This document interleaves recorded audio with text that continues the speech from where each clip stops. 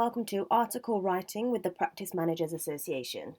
In this lecture, you will learn how to write an article fit for a Level 2 writing exam. So what we're going to do first is go through the basic layout of an article and how to write it with some minor adjustments just effective enough for Level 2, okay?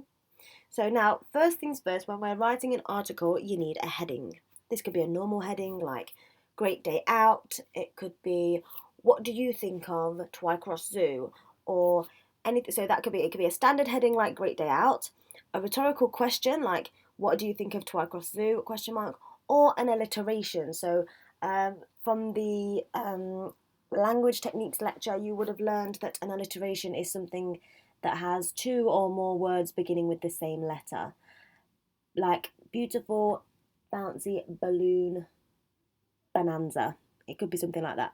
Okay, and you could be talking about hot air balloons. Okay, so just as an example, your heading could be anything you like as long as it relates to the question. Just make sure you have a title. You can put it in the middle of the page if you're writing it on paper, or in the middle of the page if you're writing it on an online exam. So it's really nice. Just try and think about what kind of articles you might have read in magazines and how the layout is for that, and try and write it a bit like that. So as well, within your article, you can have subheadings. So you can write an introduction.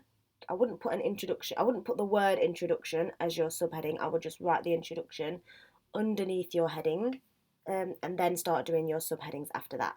So your introduction is a brief sentence to start your writing, okay? So don't start it with something simple like I've been asked to recommend, or I've been working at such and such. Try and be a little bit more coy about how you begin something. So for example, one of the questions is talking about some work experience that you did, and you are doing a review of you're doing a review or like an article about the work experience that you did. So you don't have to start it with I did work experience at. You could start it with something like work experience is one of the best things that you can do as a teenager. Okay, so it doesn't have to start with something simple. All right, so you might continue that by then saying I recently had the pleasure of doing work experience at a music concert in Skegness or whatever. Okay, so I'm going to give you some examples, so don't panic. So you've got your heading now, we've talked about the introduction, and then we can start on our subheadings for each topic.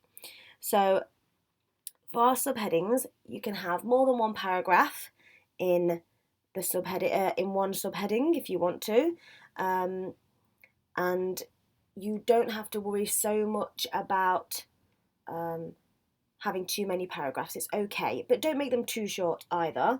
Now here it says remember to point, explain and evidence. Don't worry about that too much. That's mainly for GCSE. It's supposed to say point, evidence, explain as well. That's my fault. But don't worry too much about that, because what we're trying to do here is write a nice simple article. You don't really need to point, evidence, explain in too much detail in functional skills. But think about your target audience and what information they would require. So if you're writing about your work experience and you're trying to get other people to do work experience at that place, then it'd be a good idea to, be really positive, be very biased, as we were just talking about in the reading lectures. So if you're being biased, it means you're talking about all the good things that happened at your work experience and you're being very positive.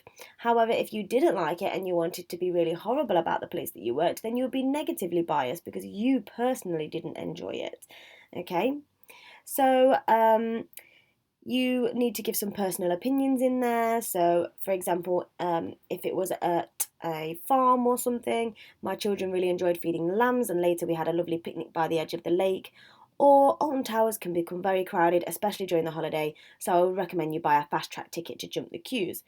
The other thing you really need to remember is it does not have to be true in the slightest. Just write a story, make it up as you go. I think a lot of people struggle with these things because they think it's got to be true. And then they automatically sit there, read the question, and think, I don't know anything about a music festival, or doing work experience, or things like that, or going to a farm. So it doesn't matter, just make it up, okay? Lie. All right, so when you've finished writing your article, you need to close it off. So do not say anything like in conclusion, okay? You're not writing a report or anything like that. You are just writing a nice article about your experiences or about what you've been doing. So you might want to say something like, why not come and experience Stafford for yourself? Or why not come and experience the Balloon Bonanza for yourself?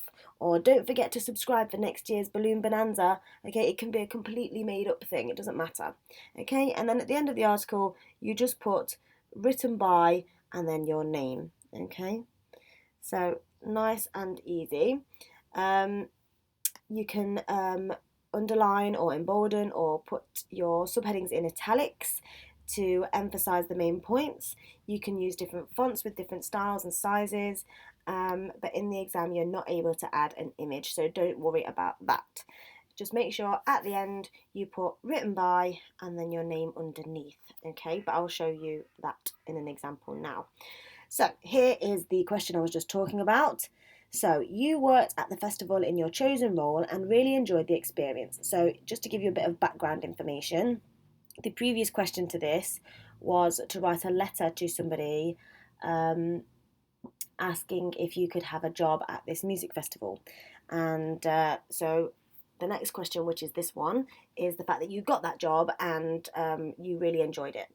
So the festival organiser has asked you to write an article for their website to help encourage people to apply to work at next year's festival. She is keen for you to advertise the fun elements and benefits of working at the festival. Okay, your task is to write an article for the festival's website. Now be careful here. It says the organiser has asked you to write an article for their website to help encourage people. So this is going to be a very positive article, persuasive article, to apply to work at next year's festival. She's keen for you to advertise the fun elements and benefits of working at the festival. Feel free to underline any of that if you're on a written piece of paper, like if you're on a written exam. Again, if you're on the online exam, then it won't be quite so easy. Now you get 24 marks for this, and it's between 250 and 300 words, which is a lot less than you might think. So I'm going to give you an example now. So you will be assessed on presenting information clearly and concisely, using an appropriate writing style, using a range of sentence structures, including complex sentences and paragraphs, to organise written communication effectively. Now don't panic about that. You're naturally good at this because you're all adults and you know how to write like an adult and speak like an adult, sorry. So when it says including complex sentences, you'll find that you're probably doing that without even thinking about it. So just don't worry yet. After the lecture, have a go at one of the questions and send it to me, and I will tell you if you need to work on any of those. Don't forget to punctuate your text accurately and use commas, apostrophes, and inverted commas where required, and ensure writing is fit for purpose and audience with accurate spelling and grammar that supports clear meaning. So again, just have a go at one of the questions afterwards, and I will tell you which areas you need to work on. But just so you know, that's what it is that you need to look at to get quite a lot of your marks. So don't forget then don't forget your heading first. Then you've got your introduction. You could have a subheading here, paragraph 1, another subheading if you want to, paragraph 2, another subheading if you want to, paragraph 3, but it's up to you. It depends how you want to write the article. Then you would have your close, so your nice finishing off, and don't forget to put written by here and then your name here, full name, both first and last. Okay, so this is the heading for the example answer. Working can be such fun, exclamation point. And then let's look at the first paragraph, the introduction.